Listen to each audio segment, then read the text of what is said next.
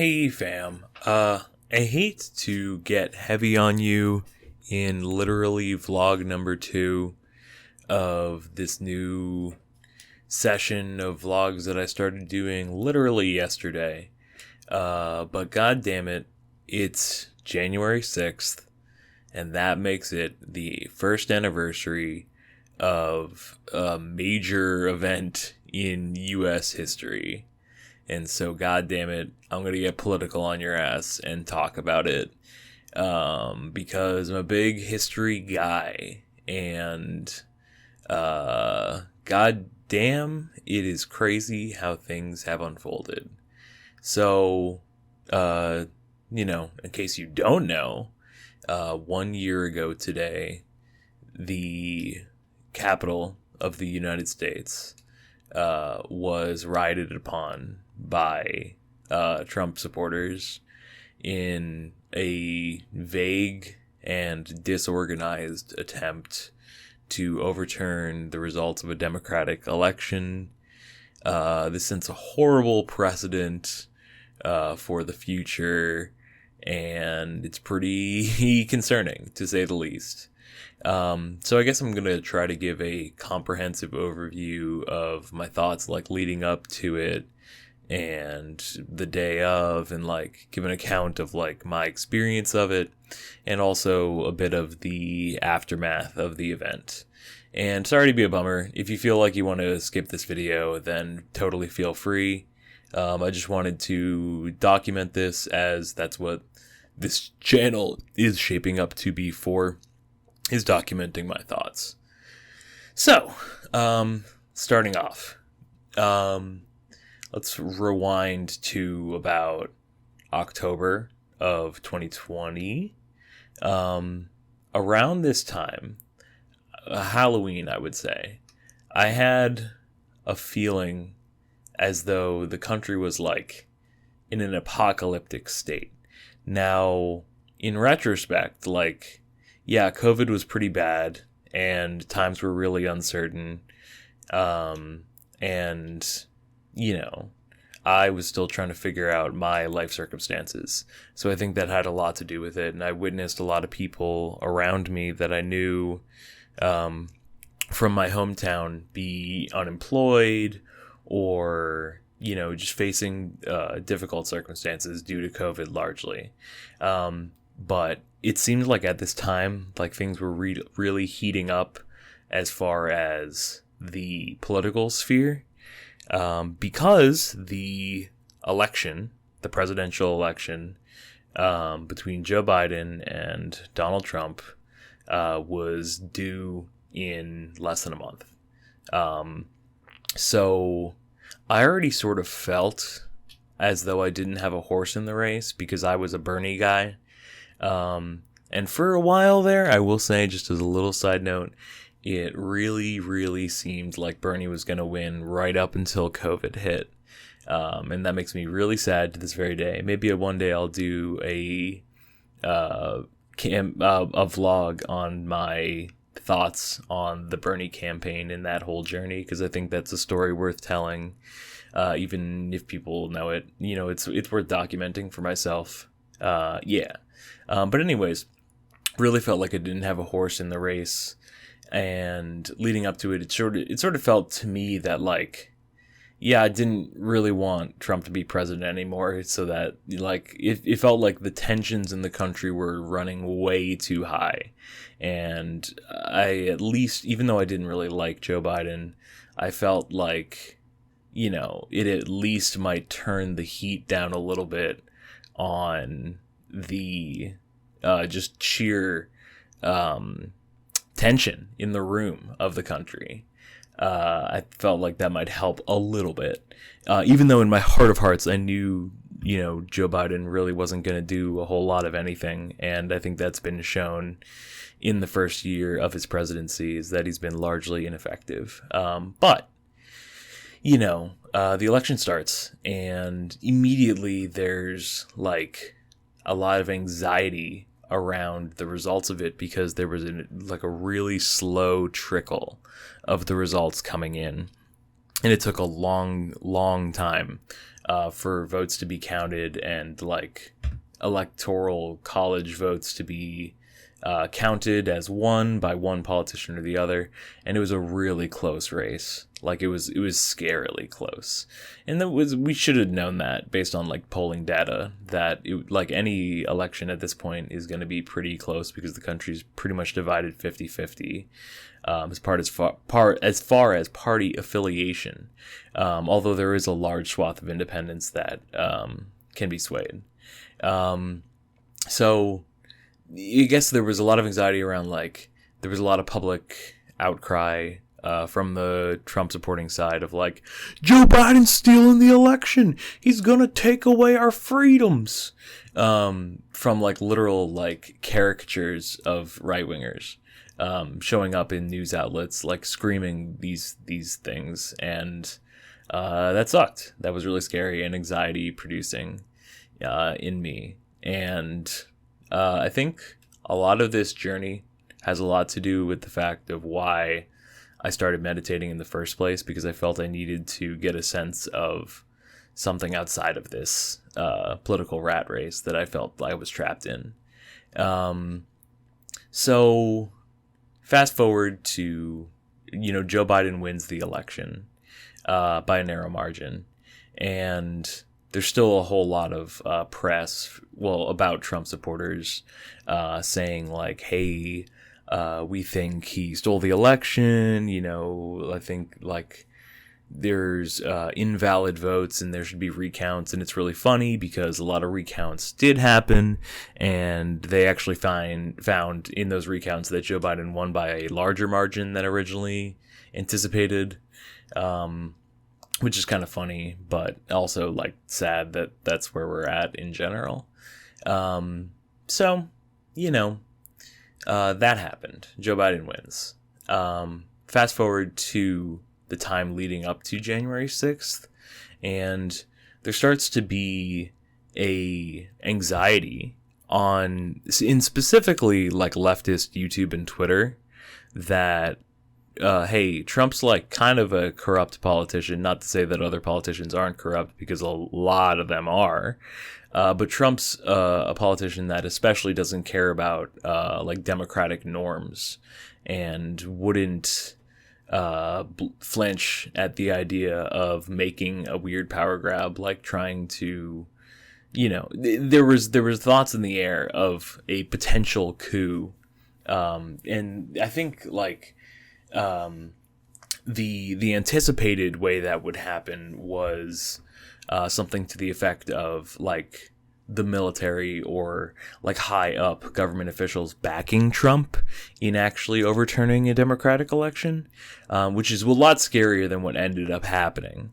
But I think so. My point is that those fears sort of precedented the actual event of what ended up happening.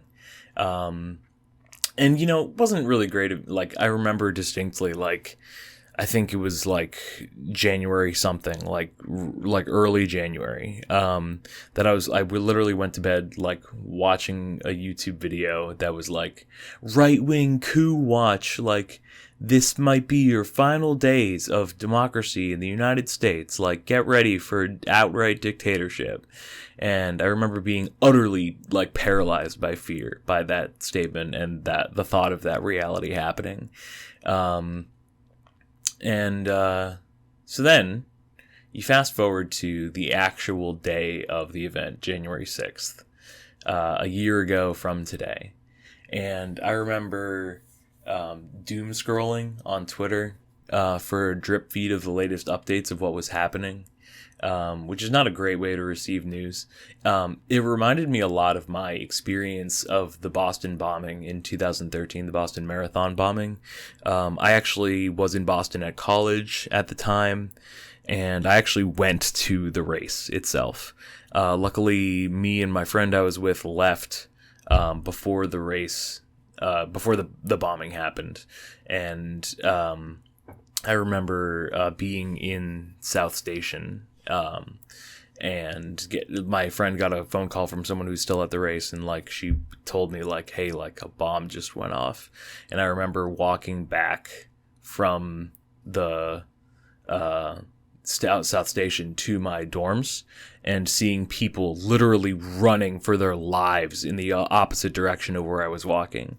It was like an utterly surreal feeling, and it's like moments like those that really felt like I was encapsulated in like a field of history. Like it's like probably the first moment in my life that I felt like, wow, I'm actually living in a historic moment. Like, cause it was real and it was there. But I distinctly remember after that event, you know, the way I got news about updates about like post Boston bombing shit was largely on Reddit. And it was largely like, you know, just people, posting updates as they saw them. And like the weird thing about it was Reddit was breaking stories faster than the mainstream media was. And there was a lot of misinformation in there, to be sure.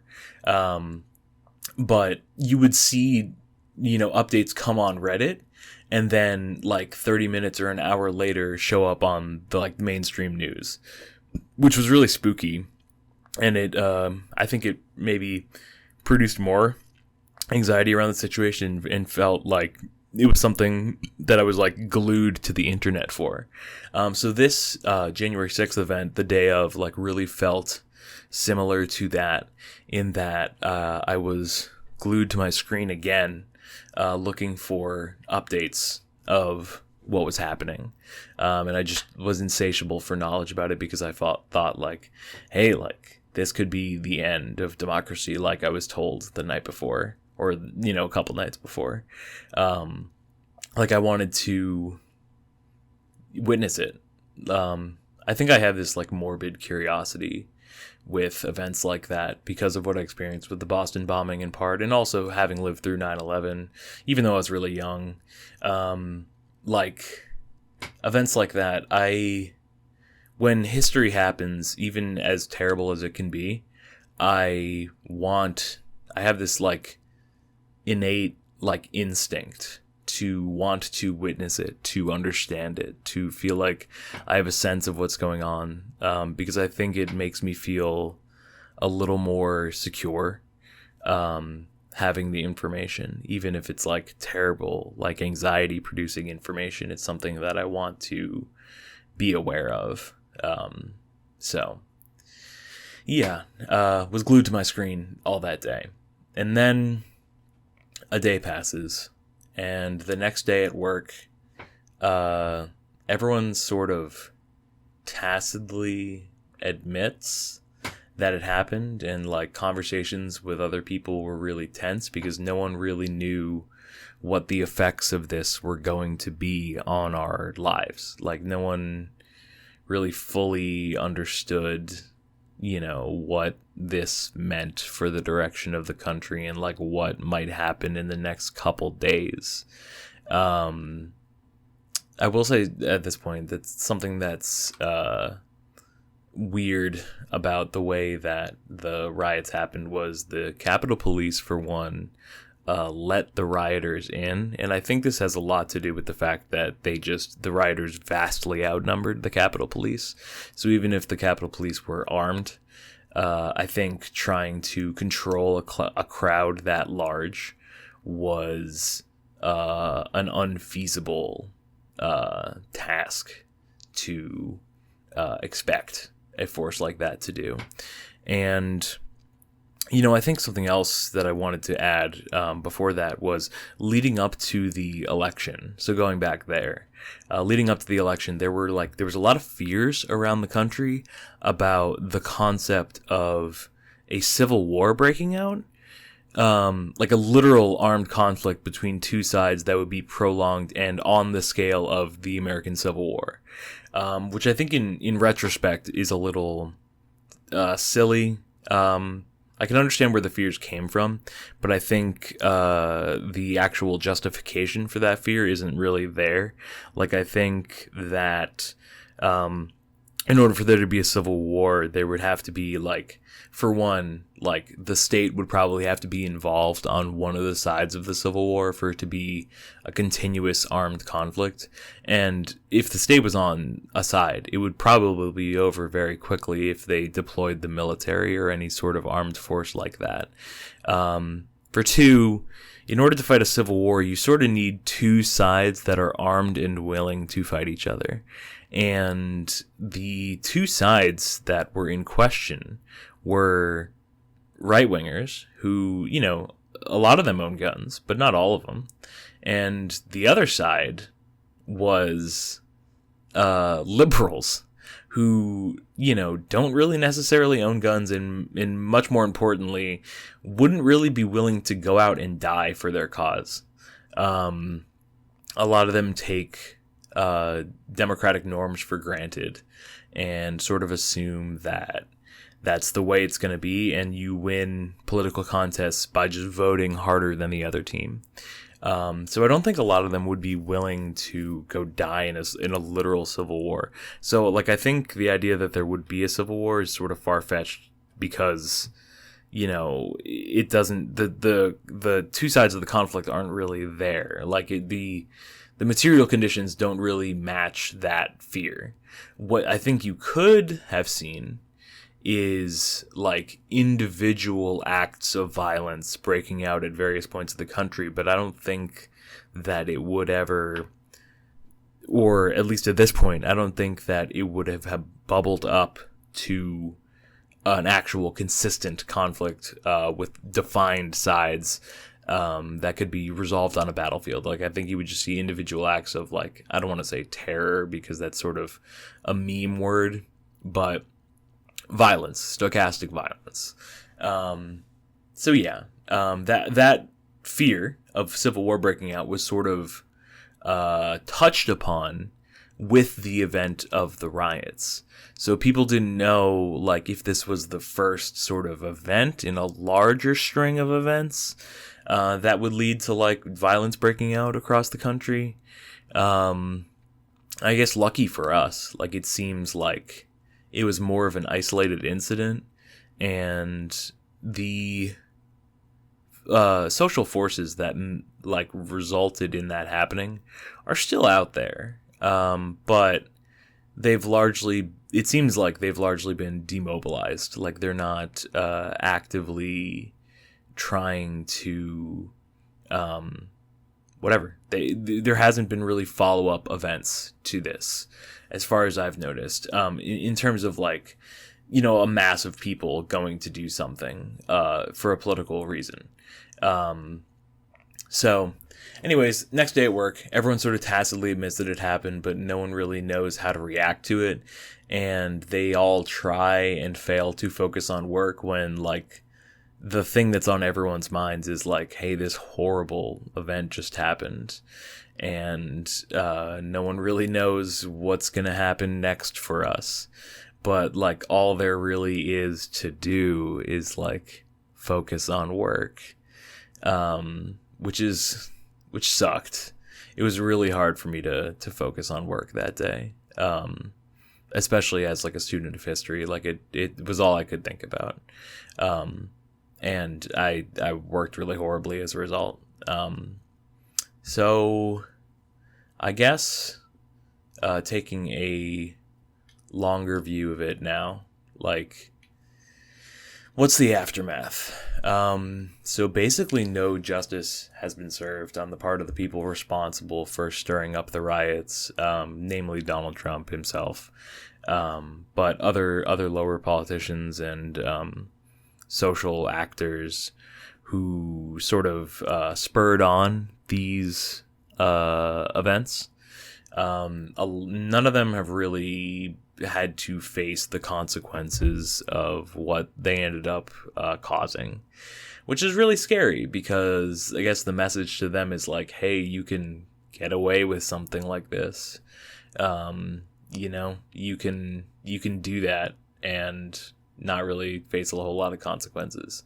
So I guess another fact is a few of the rioters have been sentenced for fairly short terms of incarceration, but they're the weird thing about it is they're in jail together. And there was a news article not too long ago about them singing patriotic songs to each other. And so they and a sizable amount of people in the country think they are literally heroes. I will say that another immediate result of the riots was I don't know the exact portions of this. It'll be interesting to see how it plays out in the future. But a not unsignificant amount of Republicans decided to really like disavow this, at the very minimum, this side of the Republican Party. And I would love to see statistics on how many of them decided to go independent or maybe even go Democrat. I get a strong feeling that a lot of them would rather go independent than become Democrats. But the fact that may have moved the needle on some people's politics and what they're willing to put up with in their own party may end up being a historically relevant fact. But, I think that, for the people who are in support of it, like, it sort of maybe radicalized them a little further, and they sort of ended up going out of their way to make the claim that the people who committed these acts were upstanding citizens, and my friend was at the Trump rally that ended up becoming the riots, and he's a really good person, so he would never, you would only do things for patriotic reasons. So yeah, the weirdest part is the recent spin that's been put on it by Fox News, and specifically Tucker Carlson. On Tucker Carlson's show on Fox News, they recently ran a special about the January 6th riots, with the basic claim of it basically amounting to an unfounded conspiracy theory that the riots were perpetrated by members of Antifa and the left more broadly as a sort of false flag to smear the right, I guess, is the thesis. But this is like extreme historical revisionism that's like really scary to see a mainstream news contributor indulge in, because I guess my hope is that like people don't buy it, but I think the people that watch Fox News regularly sort of buy it. And I do want to say here that like, hey, I've been hating on right wingers, I guess, in this video a bit because they're the ones responsible for the Capitol riots. But not all Republicans were in favor of this, and a lot of them like really didn't like this act and thought it was bad, and may have changed their party affiliation as a result of this. But it seems like if you're willing to believe that members of Antifa and the left were the ones who actually did this attack, then you're sort of fundamentally disconnected from the material realities of what happened. And I am really scared for the future of what that means for the understanding of history in the country and the narratives that might spring out of that. Like, it seems like we're approaching a point of history where there's almost two or more different versions of history that are taught based on your political leanings. And especially like for me, like when I was in history class in high school, we never really learned anything in history class past like the dissolution of the Soviet Union. So we got to like 1989. And that was about it. We didn't really learn much past that. And that was like, I want to say 2011 or 2012 at that point. So that's like 2 decades or more older of information. So let me know in the comments if you're still listening to this, which if you are, thank you for putting up with this. But the let me know how far back from when you learned history. What was the most recent historical event or time that you remember learning about? Yeah, I'm trying to get some information. It seems to be like I talked to some other people, and it seems to be largely that it's 20 years back from when you were learning it. But I wonder how this will play out in the longer term, because events like COVID and events like the Trump presidency and even the January 6th riots are going to be written about in the history books if anyone's gonna if justice is to be served based on these are actual historical events. Someone's gonna have to write about them, and I just wonder what kind of spin will be put on it, if any. Yeah, because it's hard to write about these events without even if you just want to state the direct facts of what happened with as little bias as possible. It seems like it's a nearly impossible task based on what's at hand. So we will see how that plays out, but I worry that the country more broadly, and I wonder if this is true for the rest of the world, foreign listeners of this show, let me know if this is the same in your country or if this is a weird United States thing. But it seems like people are getting siloed into their own opinion chambers, and I think that's largely having to do with the internet, or maybe the internet just accelerated an already existing process. But yeah. So, I guess in conclusion, it seems for now like things are sort of back to business as usual. But the events of January 6th, 2021, set a really bad precedent for what can happen in the United States. And, I don't spend a lot of time thinking about what might happen next, because I don't think that's good for my mental health, but also I don't think it's helpful. I think it's much better to live in the moment and take things as they come and react to them as they happen. But history will say what happens from here. And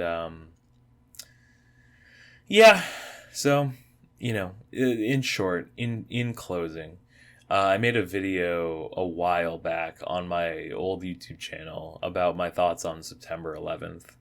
And I wonder, I think that video, it was about my experience of September 11th, so it wasn't really about the events themselves. But I hope that this video gets a little more to the core of the event in question, and can say things that are good for the record. Yeah, sorry you had to be subjected to this video on this January 6th, 2022. But, hey, these are important historical events, and I felt the need to talk about it as a politically conscious person. So, yeah, thanks for listening. The next video will not be political, and hopefully, as a result, not be as much of a bummer. So thanks for listening. Hope you have a good day, and bye.